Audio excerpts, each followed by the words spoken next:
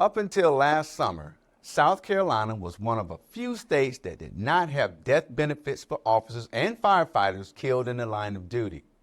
That all changed on June 19th, 2023, with the stroke of the governor's pen. We reached out to one of the key writers of this bill to find out how this legislation came about. Well, there was retired law enforcement officers in my district, and my Senate district is Southern Beaufort County. They were retired law enforcement from the Mid-Atlantic region, I think Pennsylvania, New Jersey. And they contacted me and asked me if I would sponsor a bill to provide death benefits to law enforcement officers that were killed in the line of duty. And, quite frankly, I was surprised that we didn't already have that sort of a death benefit. And so I drafted a bill. It was entirely appropriate that we acknowledge those who sacrificed their lives keeping us safe. And it's one of those bills that, there was really no resistance to it whatsoever. I mean, as soon as it was introduced, other members wanted to be sponsors of the bill along with me. It passed very quickly. And then we just got down to the mechanics of what state agency was going to pay the death benefit, when something unfortunate or tragic occurred. So I was proud to sponsor it. And it's a good example of how, if you're a citizen or a resident and you see something you want changed, you can actually make a change. You can contact your senator or representative, make the case, and you can still get things done at the state level in politics. And so I think that's the lesson of S-108. Now, under this bill, who's all covered with this? Yeah, it started out initially just law enforcement officers that were killed in the line of duty. A death benefit was paid to their family or surviving heirs.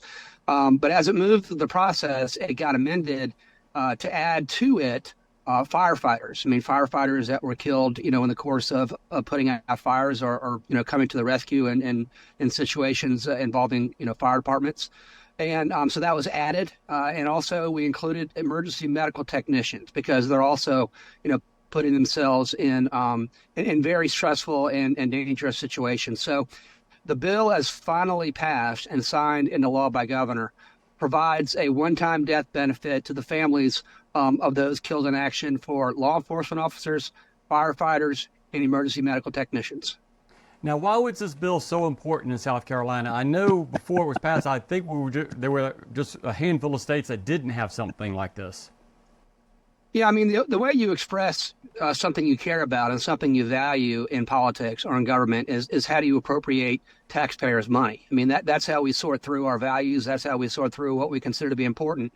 And so it's not only is it important to reimburse the families that have suffered a loss, but it's important for the state to declare what it deems important and what it values. And so I think it has that dual role. It both compensates the families of those, who have a loved one lost in the line of duty, but it also is a statement by the government, by the state of South Carolina, that we care and that we value and that we honor and respect what law enforcement officers, firefighters, and EMTs do for us as a society.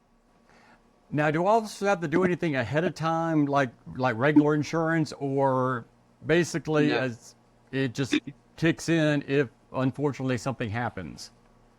Right. And it's an addition to everything else. It's an addition to whatever other benefits you may be entitled to or the family may be entitled to by law. So it is not in lieu of any of those things. It's in addition to. So it's nothing that the law enforcement officers need to sign up for or pay premiums for. It is just a death benefit that is provided to the families upon that occurrence.